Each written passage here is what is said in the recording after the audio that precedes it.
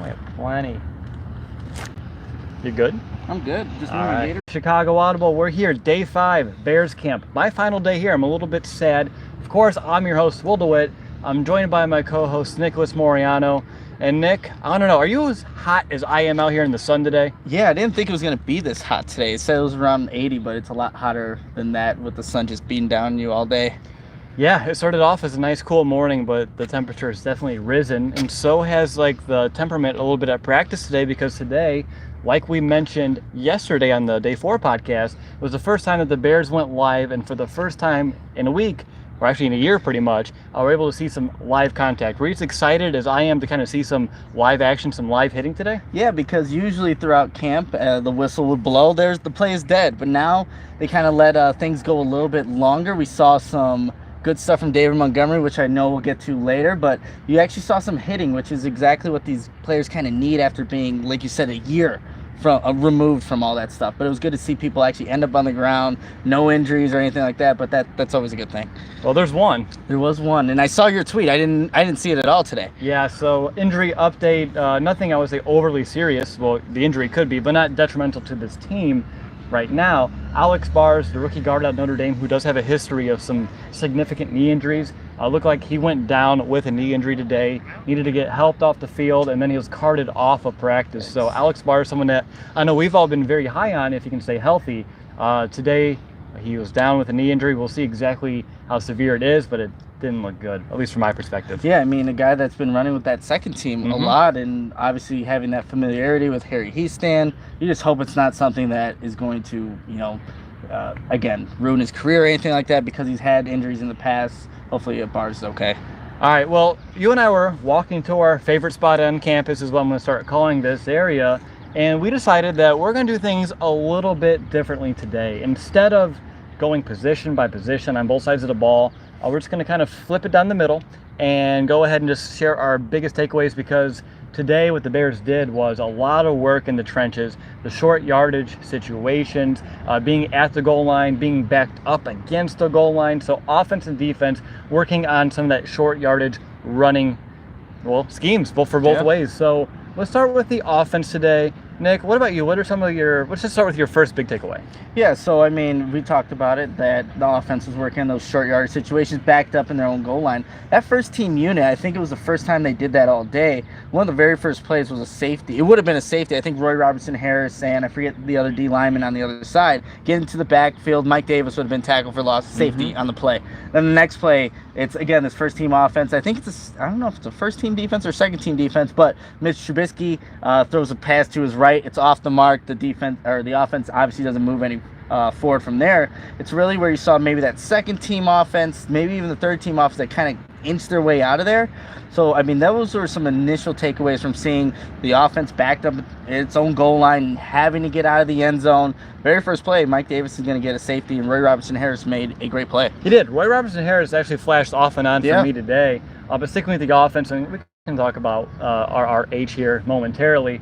On both the offense, you mentioned it, they did, at least the first team, they struggled today, even going up against the second team defense, which I think, since today was the first live day, it does kind of bode more in the defense's favor. So even though they're going up against, I won't even call it purely the twos, because they did say second team defense, but you saw some starters out there. Oh, yeah. It was a hodgepodge kind of, roster that they're putting out there, depth chart. You couldn't really get a grasp on.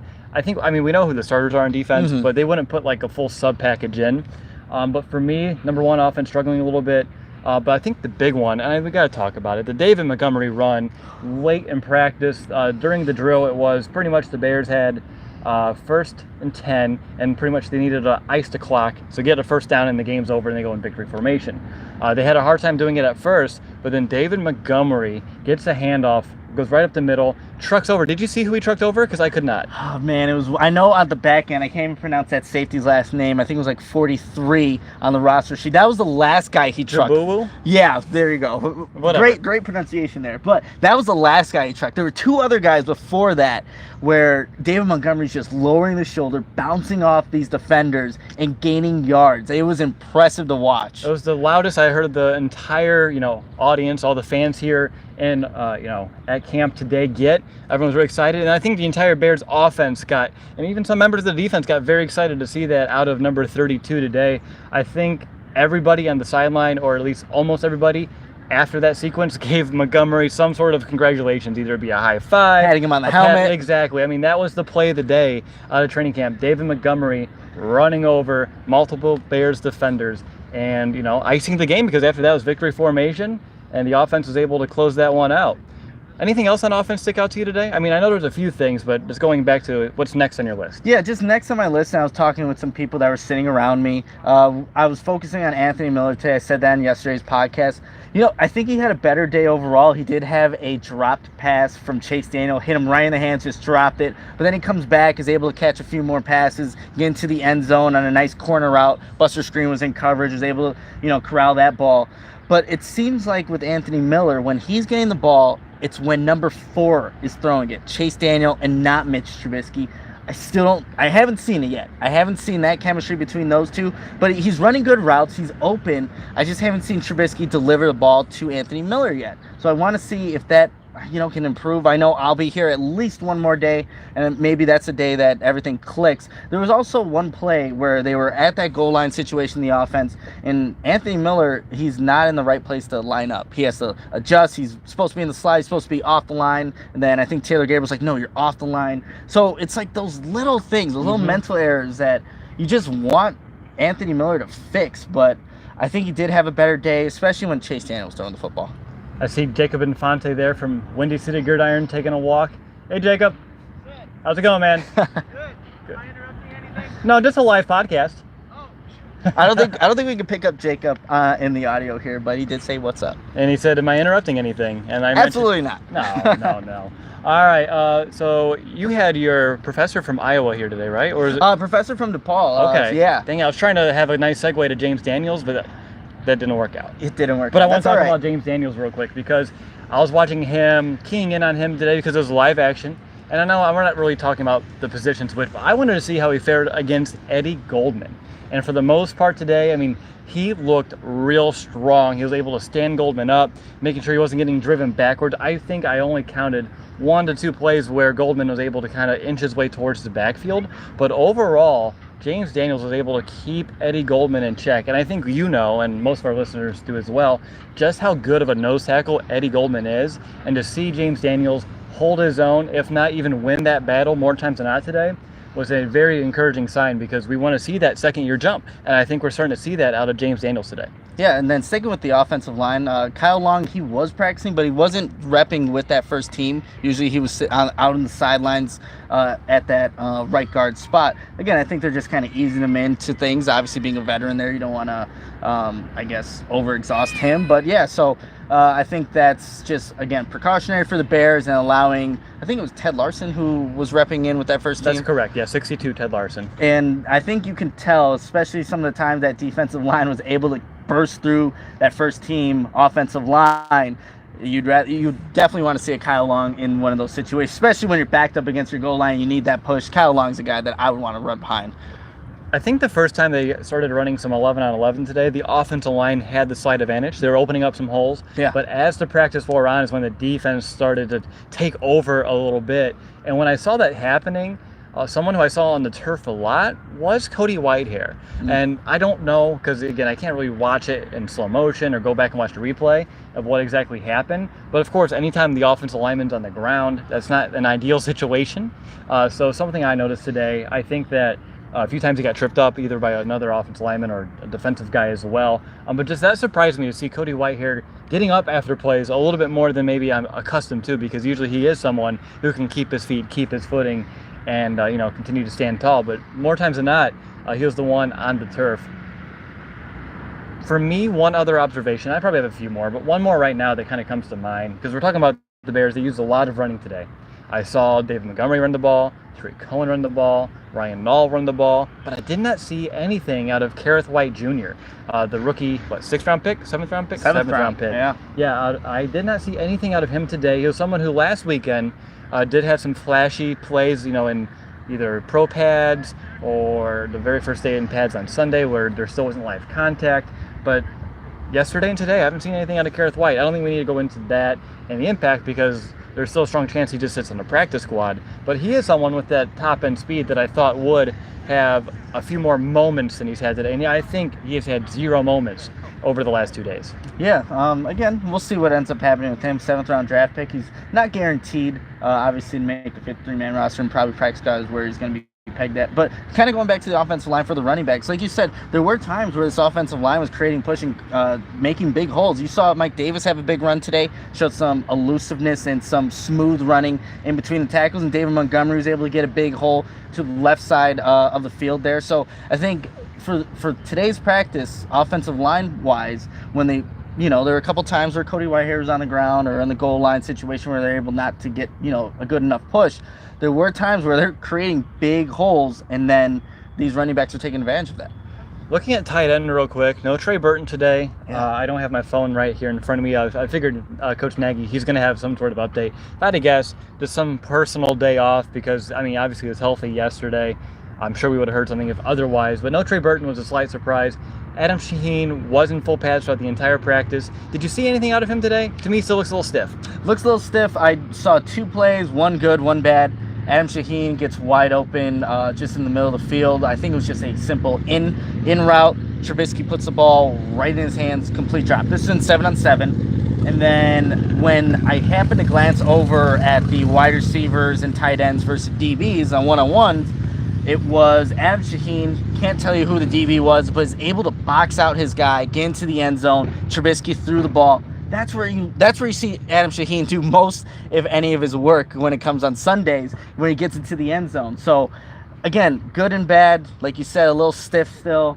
At least he made it out of practice, hopefully, healthy. And because, again, that's a guy that's usually not the one practicing. Yeah, exactly. And everyone in the stands today, that every time Adam Shaheen had some sort of ball go his way, they're like, oh, good, he's practicing. I didn't expect to see him out here today. Or, people know I've been here for a few years in a row now. Have you seen any progression? And I thought last camp he put together a solid one. It's just availability is the big issue with Adam Shaheen.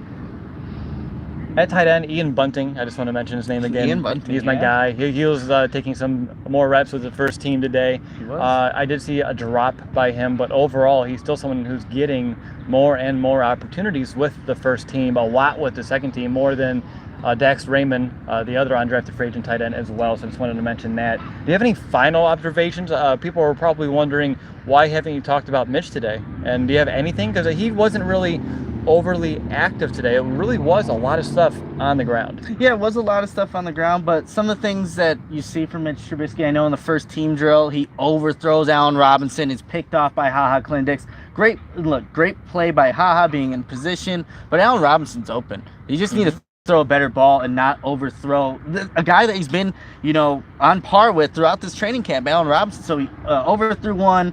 Then we were talking with Adam Johns just along the walk from where we were at to here, and we were saying, Mitch, he looked all right, I guess. There wasn't anything too flashy from him. If anything, there's a lot of checkdowns, but he also made a really good point. He's seen guys like, he said Mike Lennon was the exception of one of the guys who never had a good practice.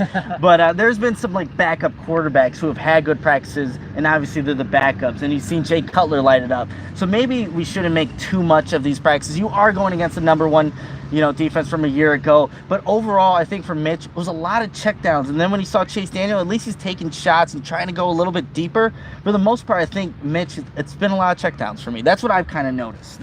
He had 2 overthrows in a row in the end zone. One to Javon Wims, and I believe, I'm trying to think of the other one was. It's escaping me right now, but they were back-to-back plays. Seemed like the same exact route concept as well, and he needed to put some touch on it, and it was just, a foot or 2 away from the hands of the receiver. It was very close.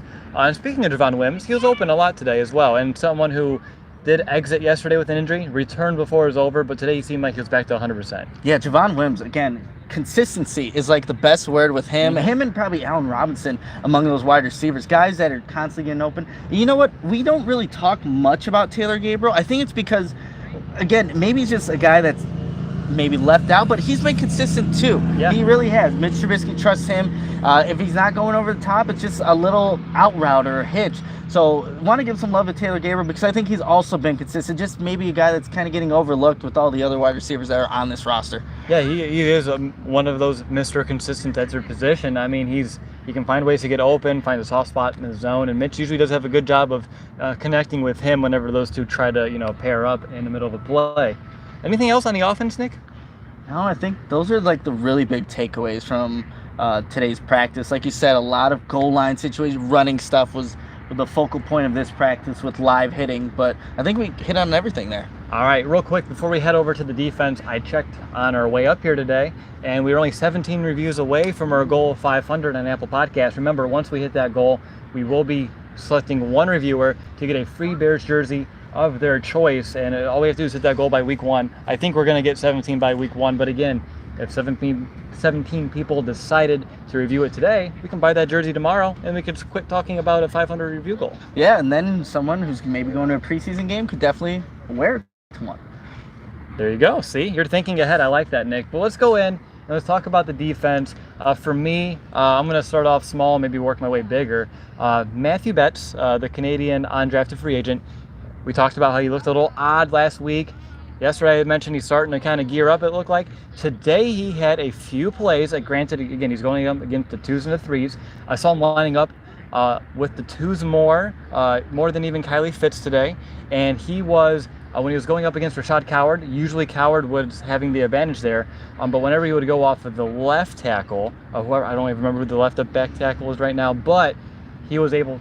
Good. Sorry, I thought there was a bee, and I thought I was going to get I've never been stung. stung, Will, so that would not be good. It's one of those things you just hear the buzz, and you're like, ah. Oh, God, this is happening. But when he was going over to the left tackle, there was a few plays when he was in a backfield and a snap, that quick burst off the ball, he was able to, wrap up, I think a couple plays he was able to wrap up in the backfield.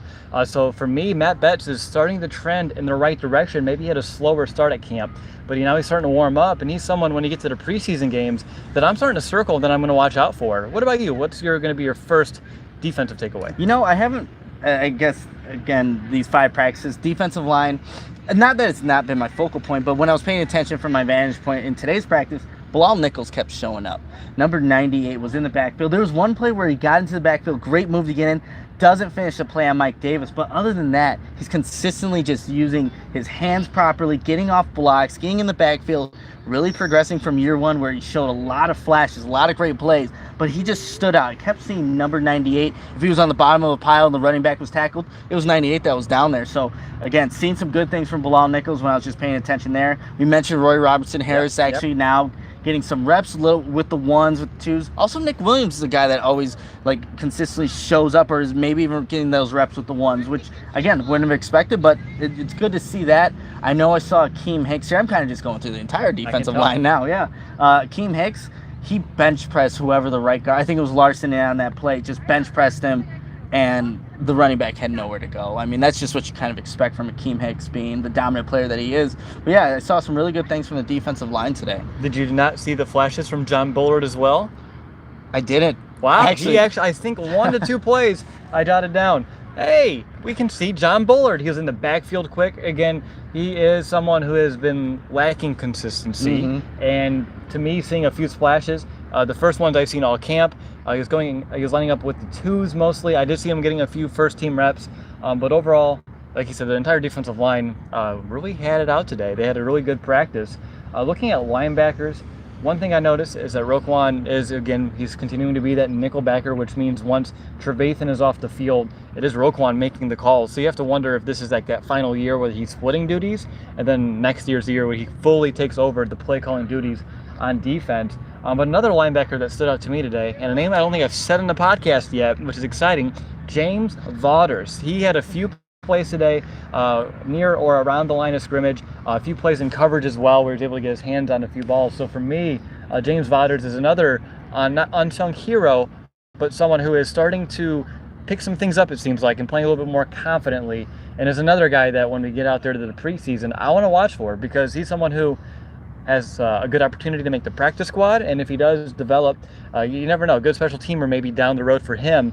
But yeah, James Vodders, I figured give him a shout out because I don't think we said his name yet throughout the first 4 episodes of the Bears Camp Reports. What about you, Nick? You know, a name that you guys have heard of, Dane Trevathan. I saw him just lay out Tariq Cohen. It wasn't even close. So Tariq Cohen thought he had a hole up the middle, and then number 59 just comes and closes that out. Tariq Cohen is on his back, on the ground. Obviously, Trevathan helps him up and stuff, but he just flat out laid out Tariq Cohen. It was great to see. I mean, Danny Trevathan, I don't think we've talked really much about him. It's just, again, a guy that you can rely on. He's going to do his job, be in the right position, whether it's filling gaps or if he's in pass coverage. He had a really big hit today. I mean, obviously you could tell he was waiting for live practice where he can lay somebody out, but that's just somebody that I kind of noticed. And you know, and I was also saying this while amongst the people that were around me, Joel Iyebuniwe. How's it going, you guys? Go Bears. Joel has gotten so much better since that first day in pads, especially when it comes to rushing the passer in that drill where it's the running backs versus the linebackers one-on-one, have the dummy quarterback in the back there. Joel's just gotten so much better with it, and I think that's what you want to see. Again, another young player just showing that he's capable of providing that pass rush, but I've been impressed with him because that first day, not very good. I know he ended up on the ground twice, but today he's been able to, do better at it. Yeah, that was pretty far for me to watch, but I did see number 45 out there, and like you said, he looked like vastly improved in that drill compared to just a week ago. So seeing that he's also trending forward is great because obviously he has a big special teams duty this year, 75% of those snaps last year. To see what he can do, play more confidently. And also, we always need more and more. You can't have enough good depth, so if you can develop as an inside backer more, you have the bug on you. There was a little beetle on my leg. I didn't like it. Nice. For me, looking over at the secondary, we already talked about Clinton Dix's interception. Did you see anything else out of him today that shows signs of him, being healthy and just encouraging overall? I think he had a little bit more reps just with that first team unit overall, so just getting more playing time. But other than really the interception, I didn't really notice much from There were a couple of plays where the backup safeties were laying down some big hits. I don't know how many times I've said Clifton Duck's name on this podcast, but okay, apparently 3. But he had another big hit in this practice today, so I don't know. Again, that doesn't really mean anything. I don't know if he's going to make the team, but he's consistently, lowering that shoulder and laying down some big hits. For me, Nickelback, you're looking at Buster Screen. A couple times today, he tripped up over his own feet. I believe both times he was in coverage on Allen Robinson, so that is a very tough matchup indeed. But another day where Buster Screen is leaving me, with some to be desired here. I want to see a little bit more out of him. He was getting all the first team reps today, nothing like getting Duke Shelley in there. But he had a few of those plays today when he was just on the ground and leaving the receiver wide open. And if you do that against Allen Robinson, I mean, it's easy money, but come week 1, Green Bay has some pretty good receivers. They have a pretty good quarterback as well. I didn't say that, did I? No. Well, it's the truth. Yeah. But, I mean, it's just a little worrisome at this point, but we'll see what comes through. Again, this is only practice, not trying to overreact, but just sharing my observations today that I saw him on the ground in coverage when there really wasn't, I think, any reason to. It's just more him just tripping up over his own feet, so he needs to refine that technique a little bit as well. Maybe he looked a little stiff, too, in his hip movement when I was watching them just doing some warm-up drills, so he needs to work on that just a little bit more as well. Anything else from you from the secondary? Again, a lot of trench work today. Yeah, a lot of trench work, and to stay at that nickel corner position, I thought Duke Shelley, had a better practice than yesterday. Some make a pass breakup, but yeah, that Buster Screen and him, they have their days where they're good, then they, obviously go in the other direction. But like you said, Green Bay's got some receivers that they'll definitely put in the slot. Devontae Adams is one of them, and again, similar body type to an Allen Robinson, so he's got to be able to do better at staying in front of those guys.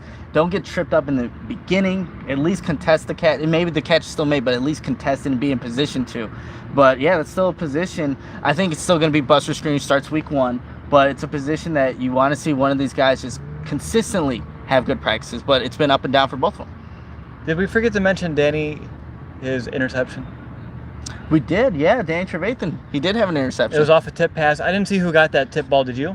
I did not know. That was that in 7-on-7 or? It was 11-on-11. Okay, it was 11-on-11. Yeah, it was in team drills. I don't know who got the tip, but there's been so many plays this year from the defense that the ball gets tipped and they're finding a way to come down with the interception. And honestly, it's exciting to watch. I'm not even going to put that too much on the offense right now. I really think it's just the defense being so damn good.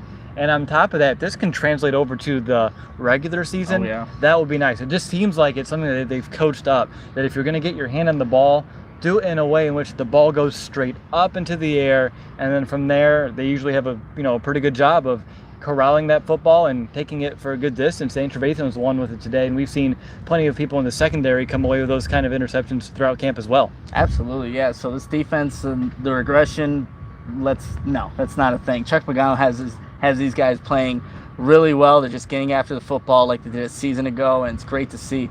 Eddie Jackson definitely would have had an interception in practice had Mitch Trubisky thrown the ball. I think he was targeting Ben Broniker over the middle, and Eddie does what he does, jumps the route, and Eddie's looking at Mitch Trubisky's like, oh, if you would have thrown this, it would have been all over with, and thank goodness Mitch didn't. But yeah, I think we saw some good things from the safeties, the starting guys today. Hockley, Dix, like we mentioned, getting that interception. Eddie definitely would have had one had Mitch thrown that ball. But this defense is getting after the football, being very aggressive, and it's encouraging to see with Chuck Pagano now as a DC.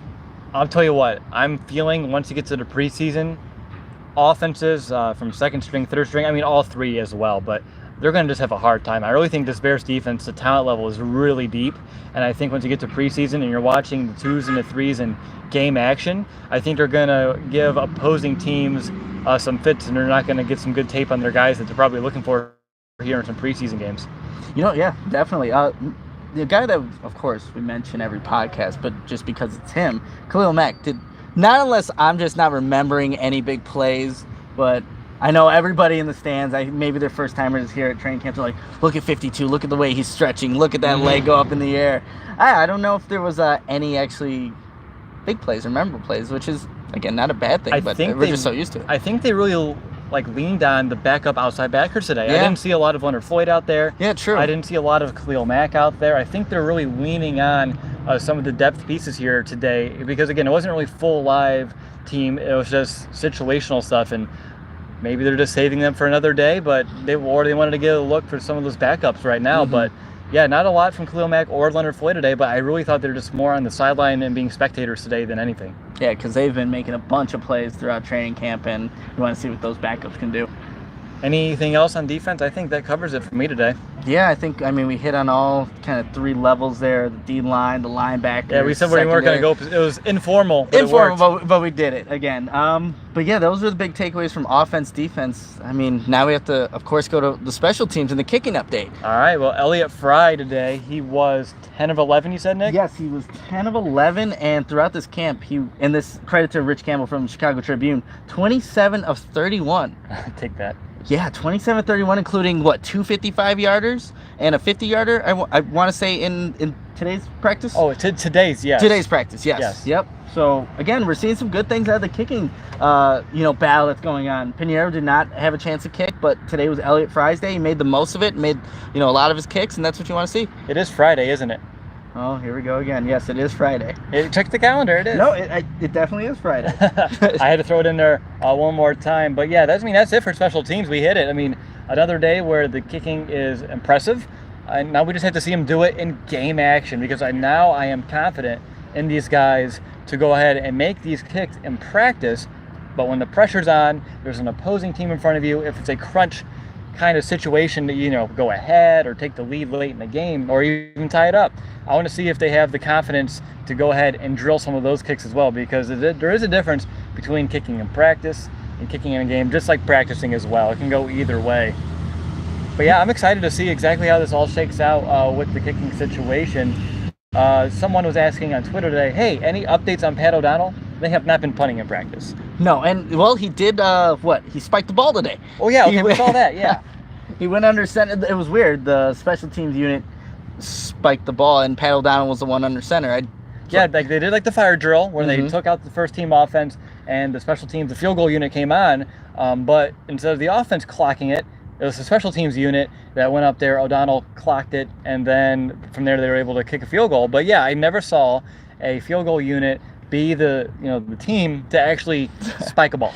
Yeah, because that would mean it would be fourth down, and that would just be turnovers on downs. Unless they're going on third down. Unless they did. Well, I know this was a different situation, so it Could have been. Could have been. Who knows? Yeah, that was weird to see. I know people were like, "Oh, fourth quarterback, number 16, Battle that? Donald." Yeah. I mean, he does have a perfect pass rating in his career still. That is true, to Benny Cunningham against the Vikings. Yeah, that's very true. But it is, just to kind of go back to the kicking before we wrap things up here, everybody is tuning in. It's not like this is where you go to take a bathroom break or go get some food in training camp.